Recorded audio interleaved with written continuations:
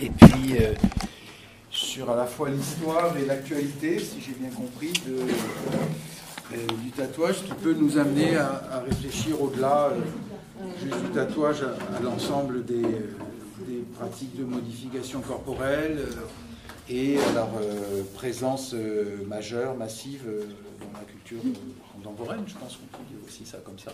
Je très long. Est-ce que c'est mieux sans lumière, hein, je pense, non, pour voir. Après, c'est sur fond noir. Donc... Voilà. Bon, après les petites sirènes, il y a les sirènes sur les tatouages, des marins en général. On vous écoute. Bien, alors, le tatouage. Déjà, dans cette salle, à main levée, qui possède au moins un ou plusieurs tatouages ici? Vas-y, levez la main. Alors, vous regardez. Voilà, quelques-uns. Qui maintenant, dans cette salle, souhaite se faire un premier tatouage? À main levée. Personne qui l'a.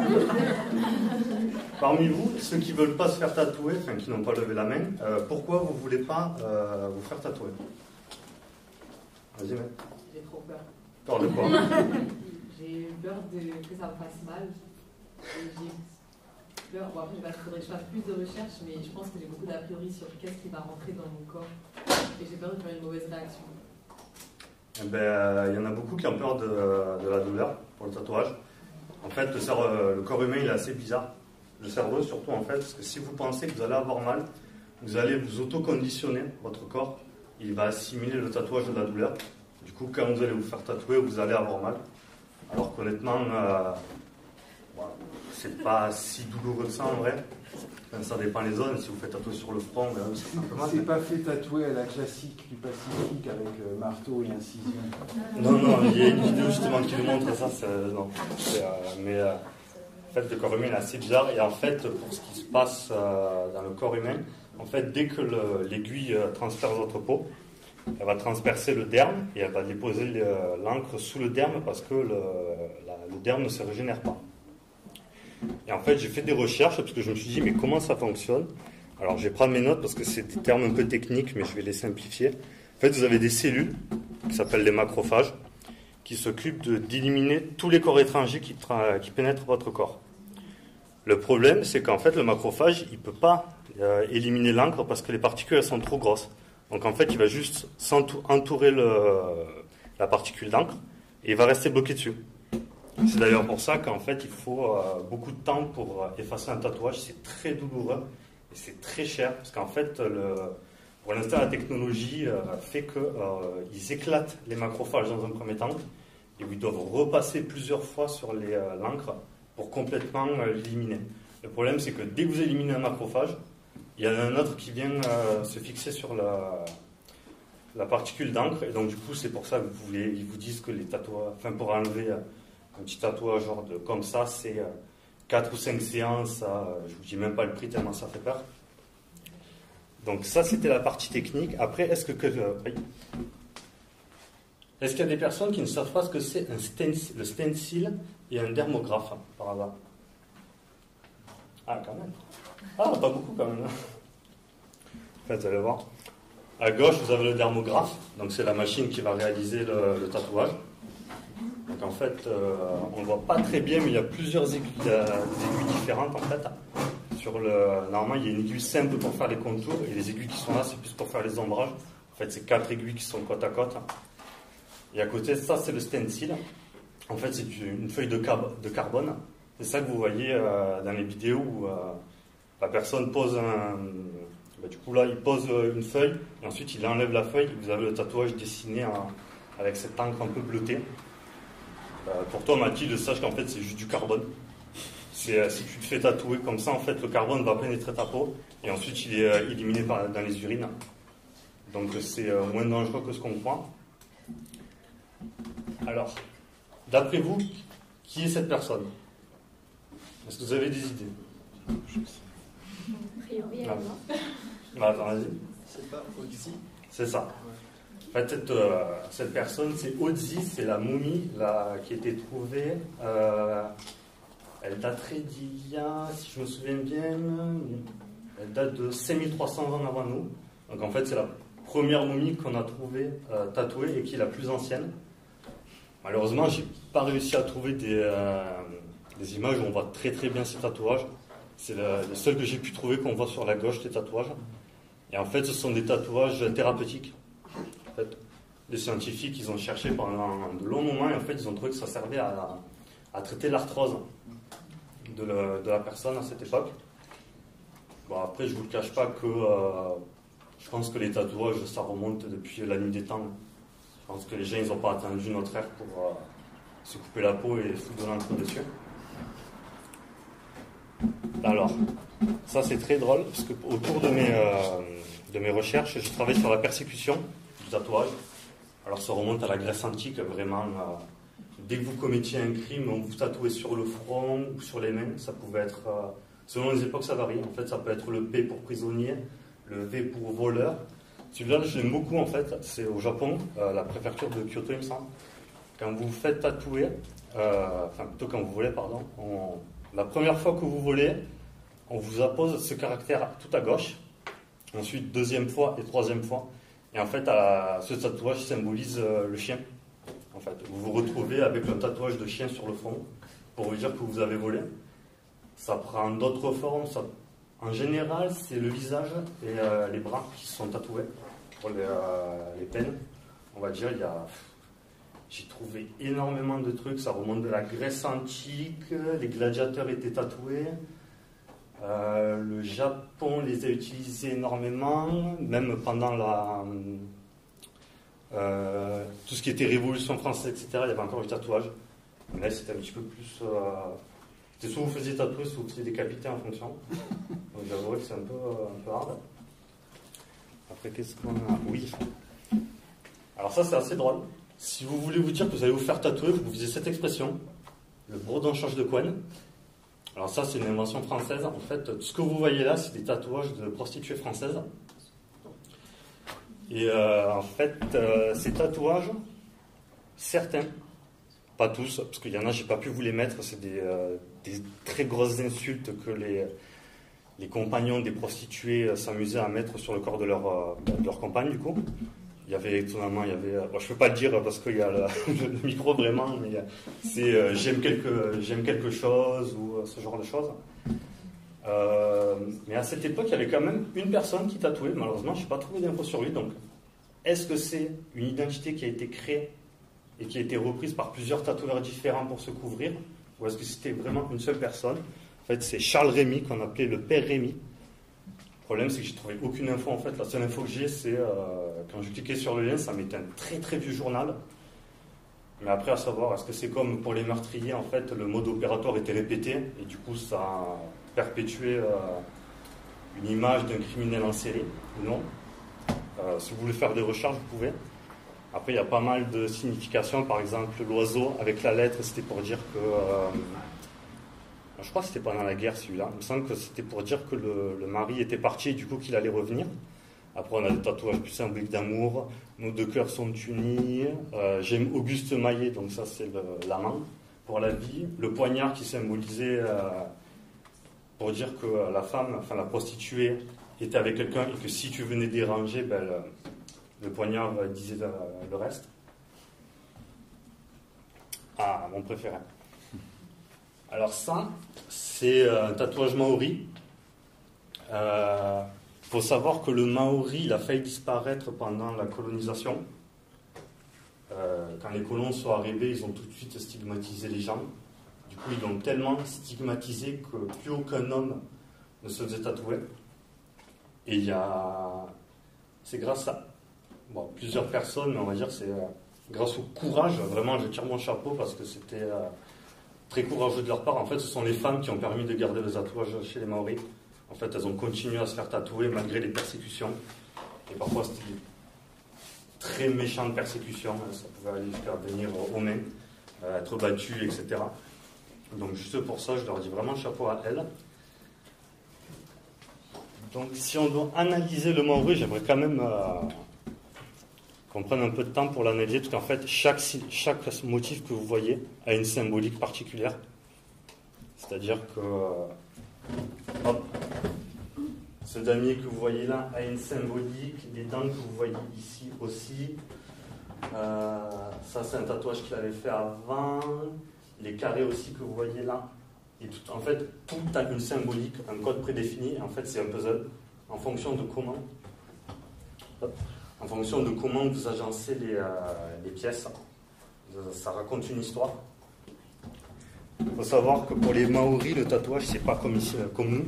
En fait, c'est pas on va dans un salon de tatouage, on dit je vais me faire tatouer Carpe Diem, un infini sur le front ou je sais quoi et on vous le fait.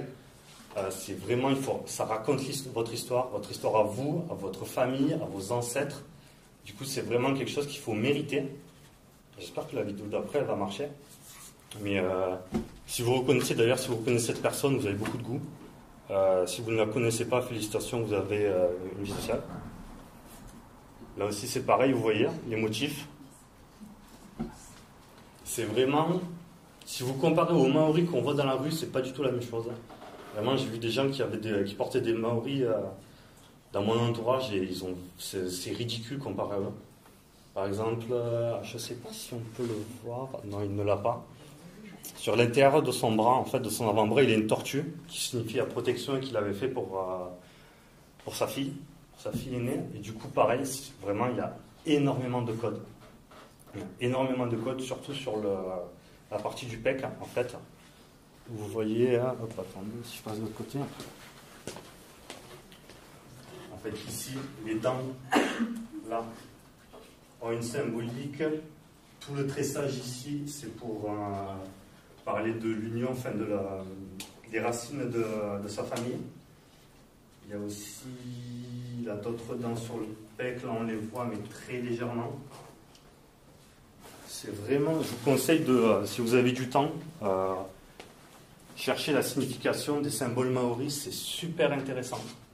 Après, c'est très complexe, il y en a énormément. Enfin, je veux dire, vous pouvez facilement passer des heures dessus. Ça, c'est l'ancienne forme du tatouage maori. Vous voyez souvent aujourd'hui des gens qui ont un avant-bras, enfin, que ce soit le bras, le pec, le dos pour faire certains. Ça, quand vous faisiez un maori, avant, c'était cette forme qu'il avait. Donc, c'est vraiment toute la base des jambes, là. Vous voyez, ça prend en dessous du genou et ça remonte jusqu'au dos pour certains. Alors, je crois que c'est des dizaines d'heures de travail. Et ça, c'est fait de façon traditionnelle. La vidéo montre comment c'est fait de façon traditionnelle. C'est super impressionnant. Il fallait vraiment le mériter parce que ça fait extrêmement mal. C'est avec ça qu'on fait le tatouage maori, d'ailleurs. Est-ce que vous avez une idée de ce que ça peut être, ça, par exemple? Avec quoi c'est fait, les parties blanches? Est-ce qu'il y a quelqu'un qui a une idée? Non. Ouais. Mais à ton avis, des os de quoi? Bon, en vrai, la plupart, c'est soit ils utilisaient des dents de requin qui retaillaient, et là, il me semble que c'est des os de tortue qu'ils utilisaient. Donc, en fait, vous posez la partie sur la peau. Ici, en fait, avec un morceau de peau, vous venez taper à un certain rythme pour que la peau transperce, l'outil transperce la peau et du coup dépose l'encre. Est-ce que la vidéo va marcher ou pas? Ouais, on va voir. Alors, je suis désolé, il n'y a pas les doublages.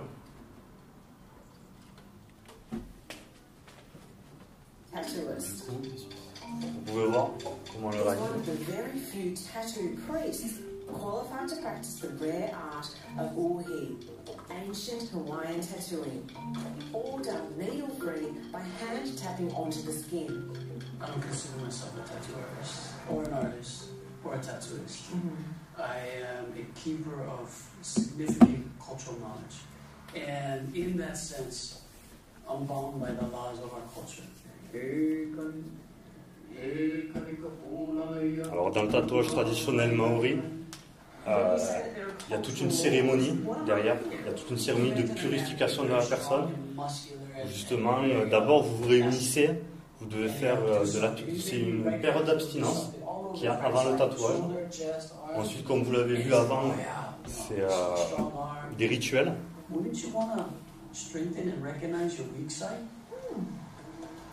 J'aime beaucoup. Attends, on peut revenir en arrière. J'aime beaucoup la façon dont il a dit. En fait, il disait que beaucoup de personnes venaient dans son salon de tatouage pour avoir un maori, pour montrer à quel point ils étaient forts, qu'ils étaient puissants, qu'ils étaient virils, etc. Mais lui, il avait proposé l'idée au lieu de montrer à quel point tu es fort, de façon imposante, pourquoi ne pas montrer tes faiblesses, ce qui t'a touché et tes faiblesses pour paraître plus fort. J'avoue, ça m'a... Quand j'ai entendu cette phrase, j'ai eu l'idée d'un tatouage, du coup, dans la même idée. Mais pour revenir à cette partie-là, peut-être là, ce que vous voyez, c'était... faut pas que je fasse pause, en fait.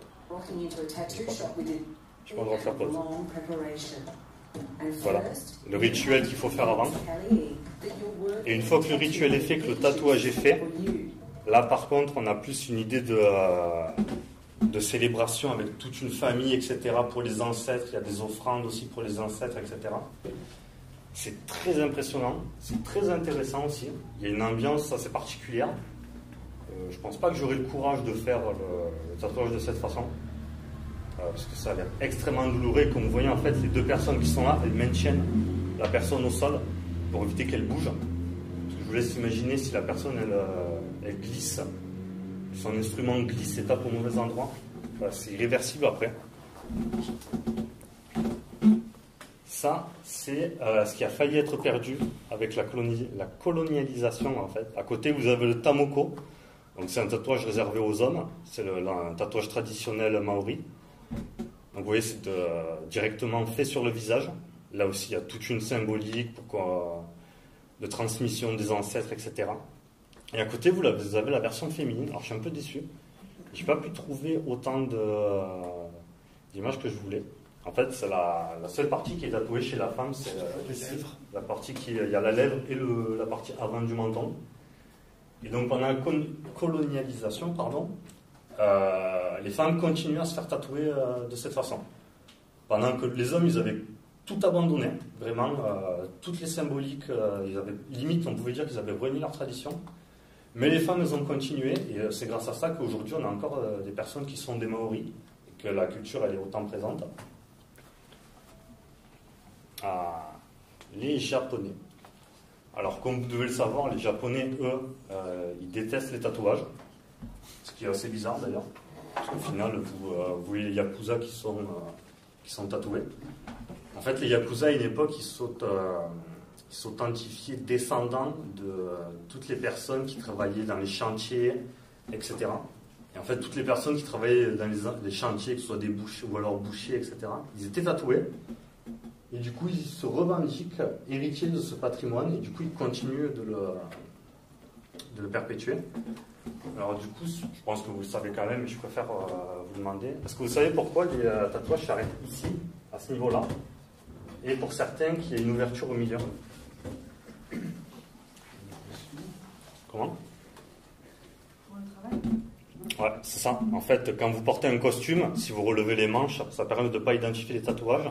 Et si vous ouvrez votre chemise, ça permet de laisser un espace libre pour ne pas identifier les tatouages, parce que vraiment au Japon, ils sont identifiés comme ça. Si vous portez un tatouage, c'est Yakuza. Pour y être allé, j'ai vraiment pas la tête d'un Yakuza, mais les gens me regardaient bizarrement.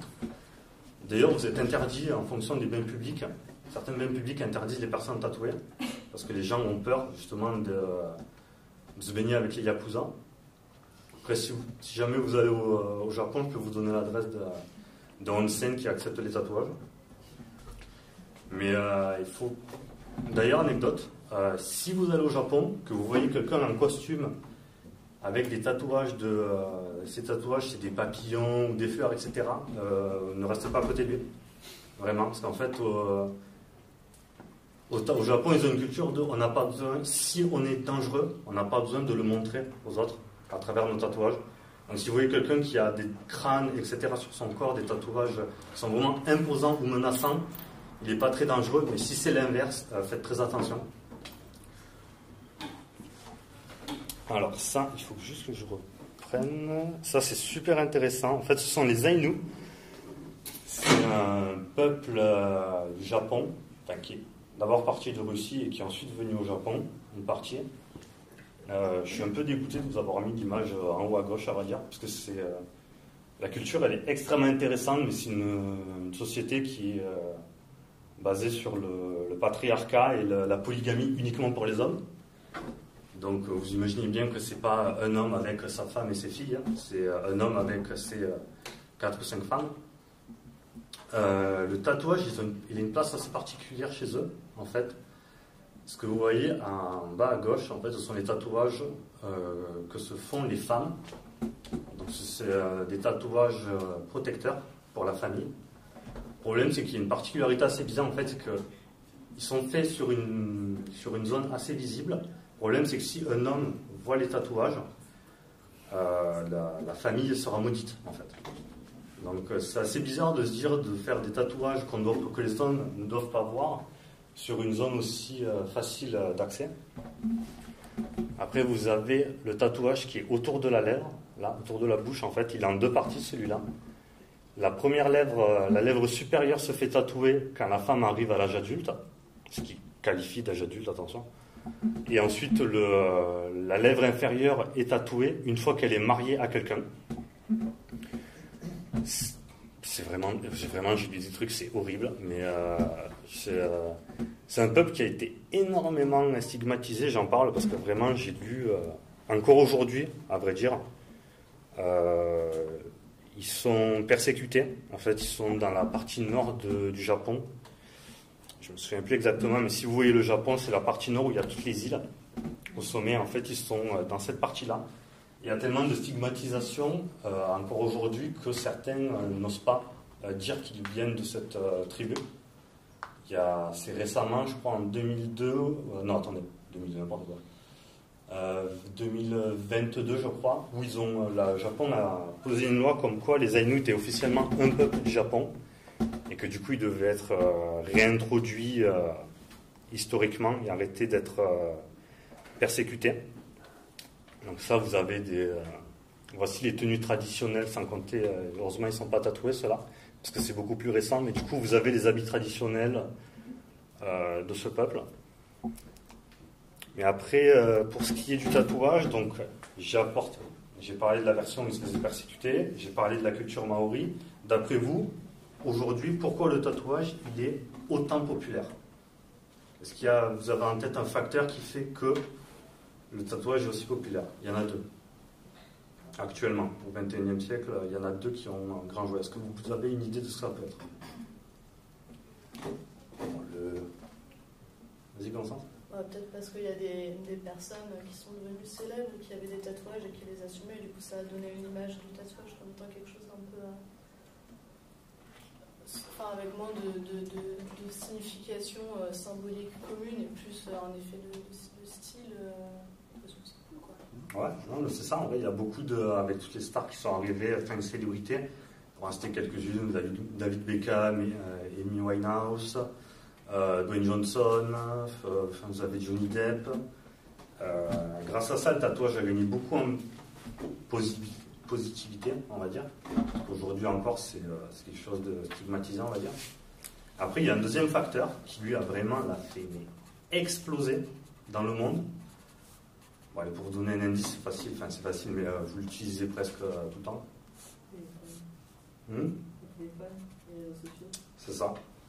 Je pense que à peu près, même 100% de vous ici, en fait, vous avez déjà vu des publications de tatouage. Quelqu'un qui reposte un tatouage, qui aime un compte de tatoueur, dans votre feed d'actualité Instagram, des tatoueurs qui postent de leur production. Ça a fait un énorme, quand je dis un énorme, c'est un énorme boom.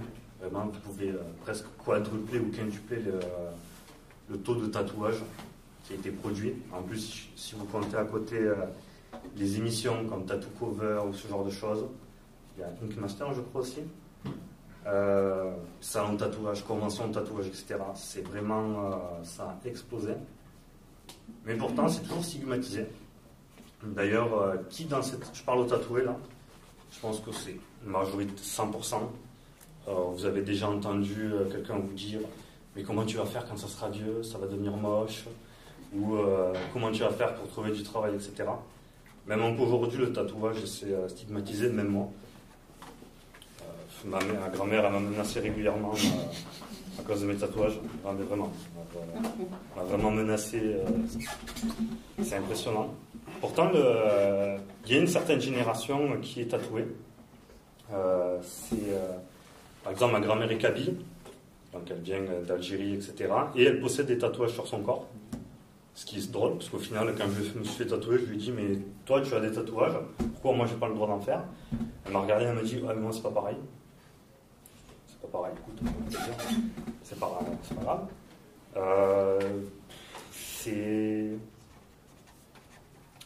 C'est assez drôle, en fait, quand on y pense, parce que c'est passé, vraiment, c'est potentiellement médical avec la momie que je vous ai montrée au début. Très longue période de stigmatisation, explosion culturelle aujourd'hui. On peut se demander si dans 20, 30, voire 150 ans, si ça ne va pas redevenir de la stigmatisation. Par exemple, vous pouvez vous faire tatouer quelque chose qui vous représente et au final, vous allez vous faire tabasser dans la rue parce que vous avez juste fait piquer un peu d'encre sur le corps. Après, qu'est-ce que je pourrais dire? En fait, vraiment, je suis obligé de couper au bout d'un moment, mais en fait, il y a tellement de choses à dire sur le tatouage que je pense que, même pour mon dossier, j'ai dû couper des trucs, tellement il y a d'informations, etc. Donc, je crois que je m'arrête là, en fait. Voilà, c'est ça, il n'y a plus de trucs. Je vais m'arrêter là pour l'exposer, parce que sinon, si je devais tout vous parler, ça prendrait beaucoup de temps. Est-ce que par hasard, vous avez des questions sur un point que j'ai abordé ou non? Non, il y a quoi? À l'encre? En fait, il y a plusieurs façons, il y a plusieurs types d'encre qui sont utilisés. En fait, en général, c'est des minéraux. Par exemple, c'est les Inuits. Ils appellent ça... Est-ce que je l'ai noté quelque part? Je l'ai noté sur mes notes. En fait, ils font brûler... C'est de la suie qu'ils utilisent, grossièrement. Pour les Inuits, en fait. Ils mettent dans un... Je vais dire dans un chauffage, n'importe quoi. Ils font brûler du bois, et au-dessus, ils mettent une toile. En fait, la suie vient se coller sur les parois. Ensuite, ils récupèrent cette suie, ils la mélangent à certains liquides pour faire l'encre. Actuellement, l'encre, il y a énormément de débats dessus chez nous. Parce que certaines études ont prouvé que l'encre colorée qui était utilisée, elle était probablement cancérigène ou alors qu'elle pouvait créer beaucoup de problèmes de peau. Au final, on voit toujours des gens qui sont tatoués avec des couleurs, donc ça c'est bizarre. Mais pour ce qui est de l'encre, en général, à l'époque c'était des minéraux, maintenant c'est des trucs beaucoup plus naturels pour éviter les réactions allergiques, etc. Même si le problème c'est que le corps peut réagir à n'importe quoi en fait. Donc tous les produits peuvent être anti-allergènes, mais si genre tu fais une crise d'allergie parce que tu as touché du polystyrène, ça réagira s'il y en a dedans, quoi. Donc après, est-ce qu'il y a d'autres questions? Moi, je voulais savoir qui c'était le mec qui avait les tatouages maoris au début.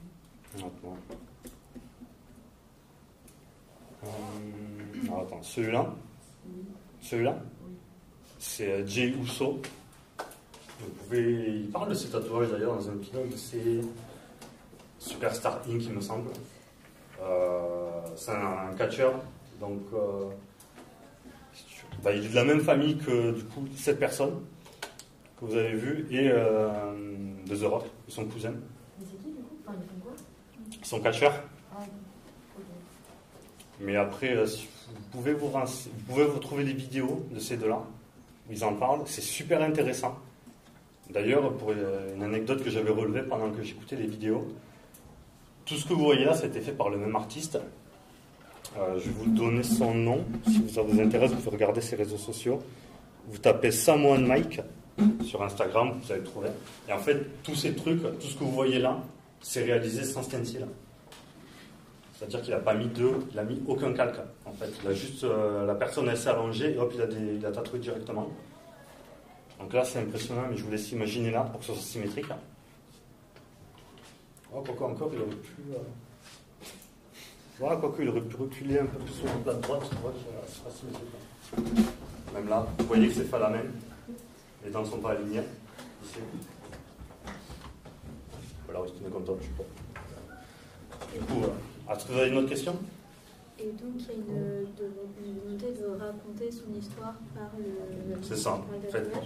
Ouais. Et est-ce que c'est... parce que tu disais...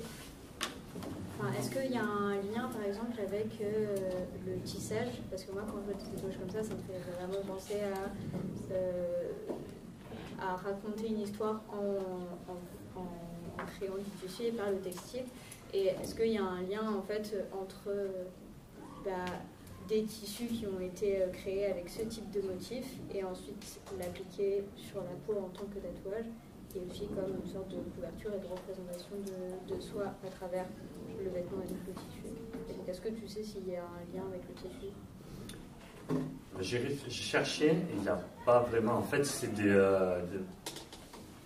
plus des motifs, j'allais dire religieux. Ce serait un peu moche de dire ça, tu vois. C'est pas des motifs qui sont représentés sur les vêtements, mais en fait, ils ont très souvent une connotation. J'aime pas utiliser le mot religieuse, religieux parce que c'est pas vraiment ça, tu vois. C'est plus traditionnel. C'est une croyance. Voilà, c'est ça. Et du coup, en fait, chaque tatouage est particulier. Et donc, si on pousse le truc dans le sens où si chaque élément a une signification, on pourrait avoir un dictionnaire des significations un alphabet. Si tu cherches, il y a énormément de symboles. Il y a le soleil, la tortue c'est la protection par exemple. Il y a énormément d'autres, il y a même des figures totémiques directement qui peuvent se faire sur le corps. D'ailleurs, évitez, s'il vous plaît, si vous faites un Maori, évitez d'aller voir un tatoueur en disant je veux ce Maori. Bon, c'est juste vous allez copier l'histoire de quelqu'un et du coup c'est... Oui, mais ce que vous dites c'est passionnant, c'est-à-dire qu'en fait on passe d'une pratique qui est une pratique pas forcément religieuse, mais qui inscrit l'individu dans une généalogie. Le tatouage, il raconte l'histoire du clan, il raconte l'histoire de l'individu dans le clan, du clan dans une entité plus grande, etc. Donc c'est effectivement un texte. C'est un texte qui dit qui est la personne. Et on est passé, et ça c'est la remarque de Vincent à l'instant est passionnante, c'est-à-dire on ne peut pas aller dans une logique traditionnelle voir un tatoueur en lui demandant je veux ça. Or on est passé, c'est-à-dire l'Occident, parce que ce dont il parle c'est quand même l'appropriation par l'Occident de traditions culturelles qui sont extra. Là, en Polynésie, il y a du tatouage intra en Grèce, il y a du tatouage manifestement chez les Européens d'il y a moins de 5000 ans, voilà. Mais le tatouage tel qu'il est revenu dans les pratiques culturelles en Occident depuis les 25-30 ans, de façon massive, il n'a jamais été absent. Et il était très stigmatisant, c'était les putes, c'était les marins, c'était les voleurs, voilà. Là, c'est devenu monsieur tout le monde. Il y a un phénomène qui est un phénomène effectivement pour le dire très brutalement, de marchandisation de quelque chose qui est, si on regarde historiquement et culturellement d'où ça vient, tout sauf ça. Et donc la grande effectivement passion en fait qui est, moi je date ça d'il y a une trentaine d'années à peu près, parce que je vois bien comment ça s'est passé.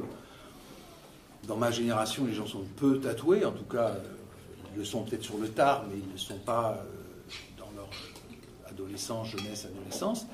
C'est beaucoup moins, effectivement, le cas depuis une trentaine d'années à peu près. Donc, la question, c'est celle qui est derrière, c'est-à-dire comment est-ce qu'on en arrive justement à une situation de renversement significatif de ce que marque le tatouage dans notre culture, c'est-à-dire le stigmate, l'exclusion. Comment est-ce qu'on en fait quelque chose qui est plutôt de l'ordre de l'individualisation? On récupère cette idée qu'en fait, on ne se fait pas tatouer n'importe quoi, on se fait tatouer quelque chose qui, a priori, quand même a un sens par rapport à notre histoire, par rapport à des coupures dans notre histoire. Souvent, les gens disent ça. C'est-à-dire que tel tatouage marque tel événement, en fait, de vie. Comment est-ce qu'on peut donc arriver à des situations de retournement des significations traditionnelles en important, en fait, un visuel, parce que c'est aussi beaucoup ça.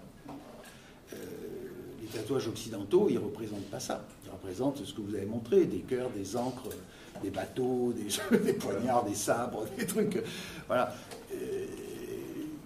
Et c'est vrai que cette façon de faire entrer quelque chose qui est très abstrait pour nous, parce qu'on n'a pas la capacité de le lire,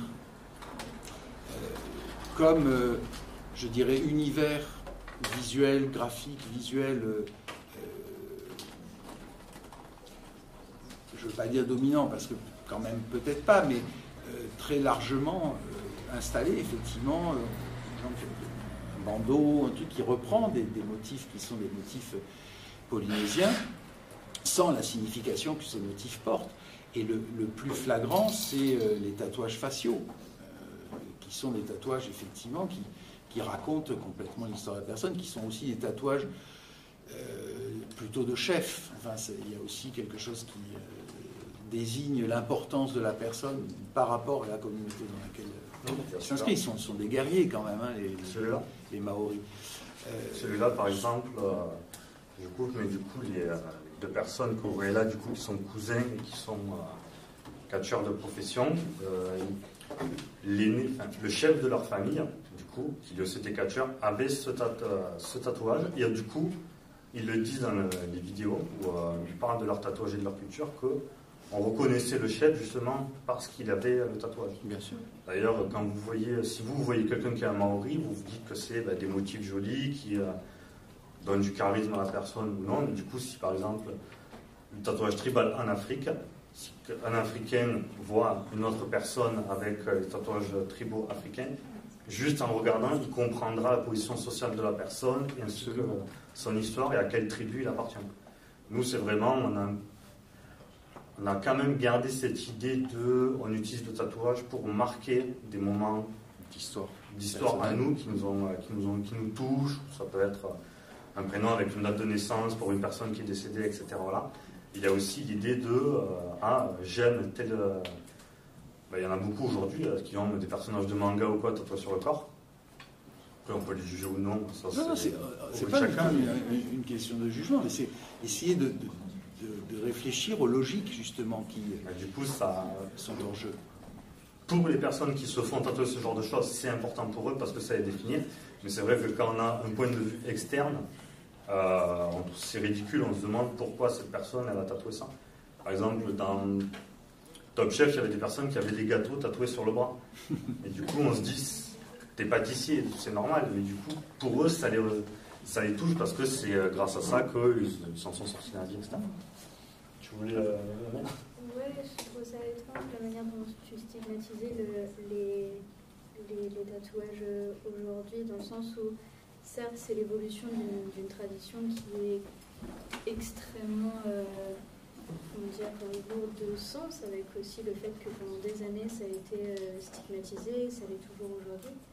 En revanche, aujourd'hui, comme tu le disais, le tatouage, il n'est pas du tout, il n'est pas particulièrement de l'ordre de la croyance ou quoi que ce soit, et il touche plus à un ordre esthétique qui aujourd'hui n'a pas vraiment lieu d'être questionné, dans le sens si tu veux si tu veux un champignon sur ton coude et que quelqu'un peut te dessiner un champignon sur ton coude, c'est super. Et ça, aujourd'hui, comme il n'y a plus cette croyance particulière de ce tatouage revendique ceci dans un temps donné, c'est-à-dire ce motif dit que tu es cette personne dans cette famille ou quoi que ce soit, et bien aujourd'hui c'est l'ordre de porter un cachemire ou un jean, et ça représente pas forcément, ça te représente, mais ça n'a pas autant de, je ne sais pas si c'est aussi profond que ce qu'étaient les tatouages, et pour autant c'est pas très grave. C'est ça qui est difficile en fait quand on parle de tatouage, qu'on peut très vite rentrer dans la stigmatisation. Tu vois, tu peux dire, c'est difficile de discuter parce que tu connais pas le sens vraiment pourquoi la personne a fait le tatouage à la base. Tu vois. Par exemple, sur tous les tatouages que j'ai sur mon corps, le seul tatouage qui est vraiment important sentimentalement à mes yeux, c'est celui que j'ai sur mon bras gauche. Tout le reste sur mon bras droit, c'est parce que j'ai la tronche de Zoro de One Piece sur le bras, j'ai du jeu vidéo, tu vois, j'ai de la nuit. Oui, mais du coup, c'est comme tu dis, ça représente. C'était curieux la manière dont tu l'avais présenté en disant qu'il y avait un peu un espèce de fond du mouvement dans ce que tu présentais. En fait, c'est... Le problème, c'est qu'il y a de ça, il n'y a pas de ça, en fait. Tu vois, c'est un peu avoir le cul entre deux chaises. Tu vois, il y a cet effet de les gens, ils veulent le tatouage pour de la consommation, tu vois. Parce qu'ils ont envie de consommer comme s'ils achetaient un livre. Parce qu'aujourd'hui, c'est un comme produit. mode. Aujourd'hui, c'est un produit de masse, c'est une mode et c'est pas. Enfin, c'est dans le sens où je trouve qu'en effet, tu vois, justement, on n'a pas lieu de juger comment c'est, mais juste de le présenter et de le comprendre en tant qu'objet culturel, comme ce serait les dessins animés, les teen movies, que ce soit. Ouais, c'est là-dessus que c'est la seule chose sur laquelle vraiment je suis peut-être pas tout à fait d'accord, c'est cette idée de stigmatisation maintenue. Je trouve qu'elle est quand même très relative aujourd'hui, la stigmatisation. Bon, ça dépend effectivement, mais quand même, il y a quand même beaucoup de gens qui sont porteurs de tatouages. C'est plus une question sociale, c'est plus une question de classe, il y a tout ça. En fait, c'est que vu que ça s'est démocratisé, les gens le disent moins. En fait, ils stigmatisent moins, mais ils le pensent quand même, en fait. Personnellement, ma tante, ça fait plus de 10 ans que je suis tatoué et que ça lui arrive encore de... toujours pas passé. Voilà, c'est toujours pas passé. Quand elle voit quelqu'un dans la rue qui est tatoué, que le tatouage lui plaise ou non, elle va faire une remarque critiquant dessus. En fait, je pense que c'est... vu que ça s'est démocratisé, beaucoup de personnes l'arborent. Ben oui. Les gens osent moins le dire, mais la stigmatisation interne, je pense, toujours. Ben oui, mais le développement, le fait qu'il y a de plus en plus de gens qui en portent, c'est un signal quand même assez fort aussi d'acceptation, on pourrait presque dire de banalisation en fait, de quelque chose qui était justement pas banal, c'était un marqueur fort. Et donc l'idée de stigmatisation, aujourd'hui je suis pas... Bon, voilà, peut-être à partir d'une expérience personnelle ou autre, tu as encore cette sensation, mais je ne pense pas qu'à l'échelle globale de la société, ça soit valable. Ça s'oublie quand même. J'ai vu 2 mains se lever, je crois. Oui, moi j'ai le dos, donc je vois pas. Ouais, mais en fait, je crois que je suis d'accord avec vous, parce que je pense qu'aujourd'hui, c'est plus un jugement de valeur qu'un truc où vraiment on va vraiment te stigmatiser, au sens de stigmatisation comme de discrimination et d'exclus socialement. Parce qu'il n'y a pas justement ce truc de... En fait, c'est devenu tellement un élément de la culture commune que du coup, on ne va pas exclure des gens socialement à cause de ça. Et du coup, vu que c'est une évolution historique, l'hypothèse c'est plus que le gap, ce jugement de valeur, il serait en fonction des générations, c'est même sûr, je crois. S'il y avait en tout cas une statistique de qui n'aime pas les tatous et qui les aime bien.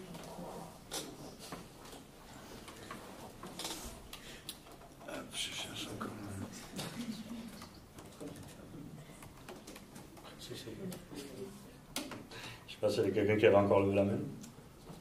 Moi, quand je compare à d'autres pays, je trouve qu'en France, c'est quand même encore impossible.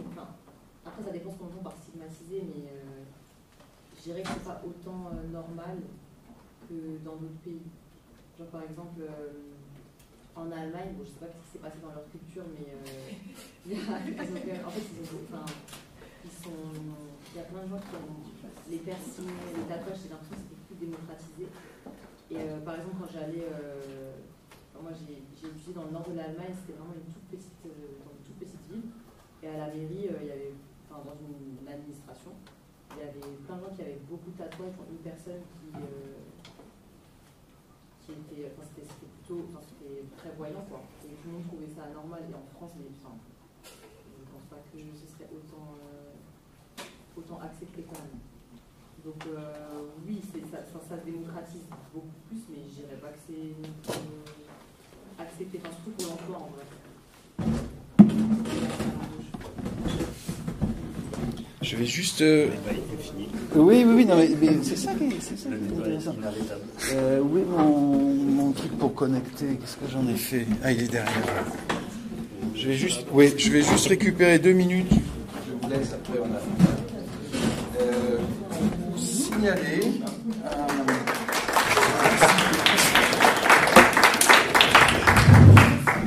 vous signaler une publication déjà ancienne, vous allez rigoler quand vous allez voir la date, 1999, vous voyez.